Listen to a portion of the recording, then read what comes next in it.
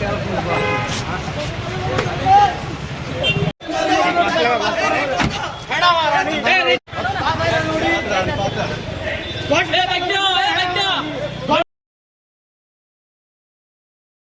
করতে গেলে হ্যাঁ হ্যাঁ ওই ইস্যু নিয়ে একটা ছেলের লোকের ঝগড়া হয়েছে।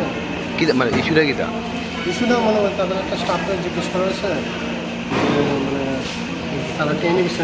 এখানে একটা ছেলে আসলো যে একটু উল্টাপাল্টা কথা হয়েছে, এখানে নিয়ে ওনাদের কাছে নিছিলাম। এরপর একটু উত্তরকথা হয়েছে, তারা 4-5 জন হয়ে গেছে। যে আমার পাশের দাদারে মাসে আমাদের উপরে অ্যাটাক করেছে। মানে অ্যাটাক করার কারণটা কি, মানে কোনো আগে মানে কথা নিয়ে পূর্ব কোনো মানে কোন জায়গার ঘটনাটা? মেট্রোতে ফাস্টফুড। কিসের দোকান দাদার আপনার? সেলুন। আর ওই তো ওনার সেলুন। প্লিজ।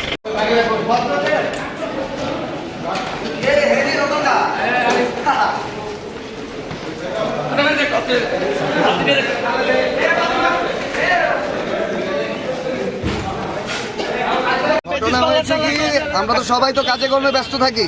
তো আমাদের পার্টির একজন সক্রিয় কার্যকর্তা এখানে ওপরে মেট্রোবাসের ওপর একটা দোকান খুলেছিল, 2-1 দিন হয়েছে।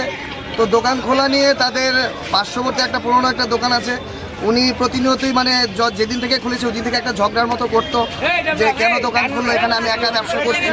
তো এই করতে করতে করতে করতে জিনিসটা আরও বড় হয়ে যায়। তো আজকে যে প্রণব পোদ্দার যাকে মারা হয়েছে, ওনার যে স্টাফরা আছে, স্টাফরা নিচ দিয়ে যাচ্ছিল, তখন ওই দোকানের স্টাফেরা ওদের উল্টাপাল্টা কথা বলে। তো কথা যখন বলে তখন কি হয়, তখন মালিক হিসাবে এই মালিককে জিজ্ঞেস করতে যায় যে আপনার স্টাফরা এরকম কেন এরকম ব্যবহার করলো, এই করলো সেই করলো। তো করার সাথে সাথে কি হয়, যে স্টাফগুলো ব্যবহারটা করেছিল বাজে ব্যবহার, তারা এসে একদম লাঠি বাটি নিয়ে, আপনারা যদি মনে করেন যে গল্পটা আমি বানিয়ে বলছি, যাকে মেরেছে প্রণব পোদ্দারের চেহারাটা আপনারা দেখলে বুঝতে পারবেন, পুরো নাক টাক ফাটিয়ে রাখিনি।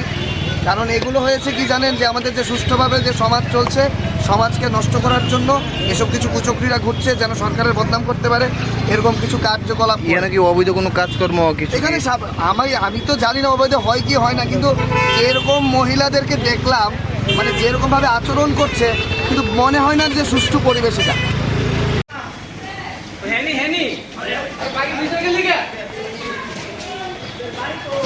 কি ঘটনাটা ঘটেছিল যদি বিস্তারিত বলেন?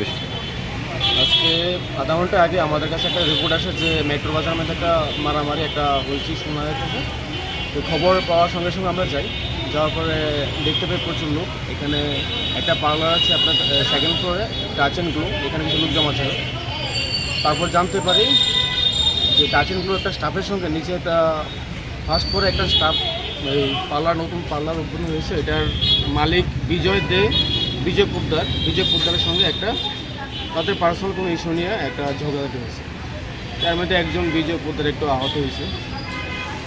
তা আমরা এই যে আপনার উপরে পার্লার যে স্টাফ ছিল, টাচ অ্যান্ড গ্লো স্টাফ একজন আছে আপনার সাগর সরকার, তাদেরকে রেস্কিউ করে নিয়ে আসবে।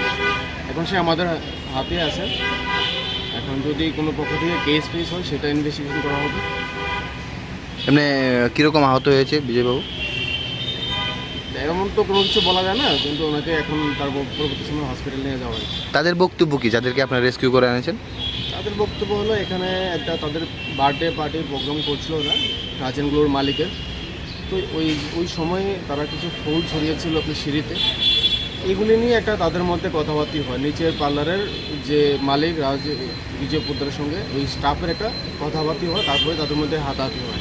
আমাদের বিজয় পোদ্দার একটু আহত হয়েছে, এতটুকু আমাদের কাছে ইনফরমেশন। বাকি তদন্ত করলে বা ইনভেস্টিগেশন হলে সেটা জানা যাবে। Thank you.